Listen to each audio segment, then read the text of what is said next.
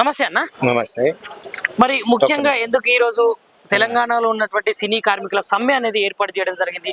ముఖ్యంగా మీ డిమాండ్లు ఏంటి? మరి ఏదో వేరే వేరే విషయాల, లేకపోతే తెలంగాణలో ఉన్నటువంటి సినీ పరిశ్రమలకు సంబంధించినటువంటి అక్కడ పనిచేసేటువంటి కార్మికులకే కానీ, లేదంటే ఆర్టిస్టులకే ఏదైనా సమస్యలు ఏమన్నా? ఇప్పుడు సినిమా ఇండస్ట్రీ ఇన్ని సంవత్సరాల నుంచి కార్మికుల హక్కుల కోసం పోరాడుతూనే ఉంటాం. కానీ కార్మికులకు వచ్చే హక్కులను ఇవ్వడానికి వాళ్ళు బాధపడుతూ ఉన్నారు. కాబట్టి మాకు ఒక హక్కు ఉంది, 3 సంవత్సరాలకు ఒకసారి మాకు వేజెస్ పెంచాలని. ఆ వేజెస్ గురించి పోరాడితే వాళ్ళు ఇచ్చేటి కూడా ఇవ్వకుండా దాన్ని ఇంకా కాలయాపన చేసుకుంటా మేము అంత ఇస్తాం ఇంత ఇస్తాం అనేది కరెక్ట్ కాదు.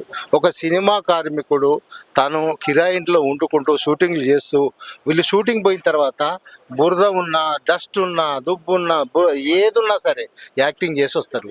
కానీ కొంతమంది అంటే ప్రొడ్యూసర్స్ తప్పని అంటలేము. ప్రొడ్యూసర్స్ కొంతమంది ఏమంటారంటే సినిమా వాళ్ళకు వీరి సాఫ్ట్వేర్లకు పేమెంట్లు బాగున్నాయి అంటారు. పేమెంట్లు లేవు. సినిమా వాడు అడవులో తిరుగుతాడు, కెమెరాలు మోస్తాడు, లైట్ బాయ్ లైట్లు మోస్తాడు, కానీ సాఫ్ట్వేర్ అలా చెయ్యరు కదా. సాఫ్ట్వేర్కు దీనికి పోల్చొద్దు. ఎప్పుడైనా సరే ఏ ప్రొడ్యూసర్ అయినా కార్మికులు న్యాయం చేసే ప్రయత్నం చేయాలి తప్ప. ఇప్పుడు చాలామంది కార్మికులు ఏం చేస్తున్నారంటే సినిమానే నమ్ముకొని బ్రతుకుతున్నారు. ఆ సినిమా నమ్ముకున్న వాళ్ళకు మనం ఏదో ఒకటి చెయ్యాలి, ఇంత పర్సెంట్ ఇస్తాము, మేము ఇంత ఇస్తాము అని చెప్పాలి. దీన్ని ఇంకా వేరే రకంగా చిన్న ప్రొడ్యూసర్లు ఉన్నారు, వాళ్ళని ఇబ్బంది పెడతలేం కదా. చిన్న ప్రొడ్యూసర్లు వాళ్ళ స్థాయిని బట్టి వాళ్ళు చూసుకోవాలి. ఇప్పుడు పెద్దవాళ్ళు ఉన్నారు, వాళ్ళని కూడా మేము న్యాయంగా అడుగుతున్నాం. మాకు వచ్చే 30% అడుగుతున్నాం, కానీ ఎక్కువ ఇమ్మని అంటలేం కదా.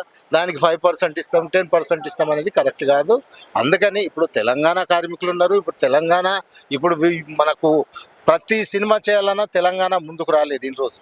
ఇప్పుడు వస్తుండ్రు మన కళాకారులు, చిన్న సినిమాలు తీస్తుండ్రు, లో బడ్జెట్ సినిమాలు తీస్తుండ్రు. కాకపోతే సినిమాలు ఆదరించాలా, థియేటర్లు ఇవ్వాలా, సబ్సిడీ ఇవ్వాలా. ఇప్పటివరకు అది ఏది లేదు. కాబట్టి తెలంగాణకు కూడా న్యాయం చేసే ప్రయత్నం చేసి మా పోరాటం, ఎందుకంటే మా హక్కును అడగడానికి తప్పలేదు. కాబట్టి మా హక్కును మేము సాధించుకోవడానికి ప్రయత్నిస్తున్నాం. లైక్ చేయండి, షేర్ చేయండి, సబ్స్క్రైబ్ చేయండి. మరిన్ని వీడియోల కోసం బెల్ సింబల్ పై క్లిక్ చేయండి.